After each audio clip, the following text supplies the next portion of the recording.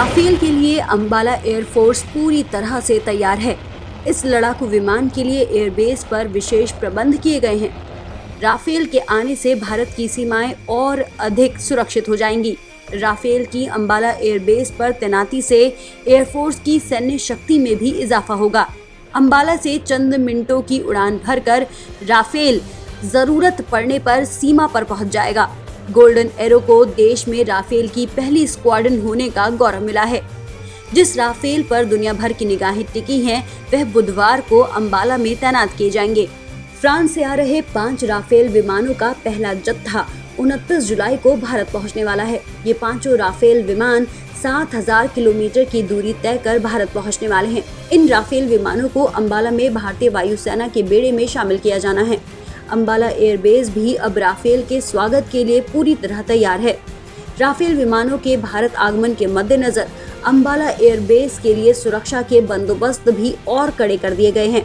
Ambala airbase के 3 kilometre के दायरे को नो ड्रोन जोन घोषित किया गया है। एयरबेस के 3 किलोमीटर के दायरे में ड्रोन पर पूरी तरह पाबंदी रहेगी। अगर इसका कोई उल्लंघन करता है तो उस पर एक्शन लिया जाएगा।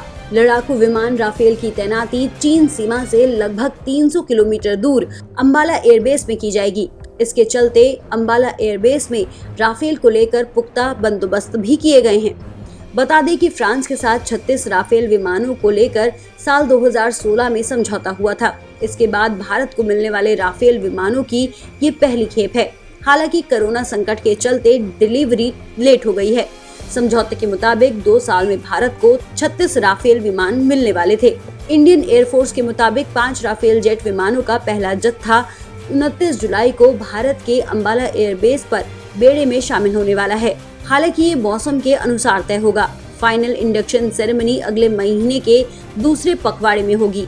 2 स्क्वाड्रन में शामिल 36 जेट अगले 2 वर्षों में भारतीय वायुसेना का हिस्सा बनने वाले हैं।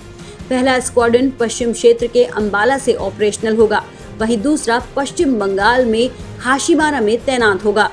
गौरतलब है कि भारत और पाक के बीच 1965 और 1971 में पाकिस्तान को धूल चटाने में अंबाला एयरबेस की महत्वपूर्ण भूमिका रही है। तो इस तरह से पूरी दुनिया की निगाहें अब राफेल पर टिकी हैं, जो बुधवार को अंबाला में तैनात किया जाएगा।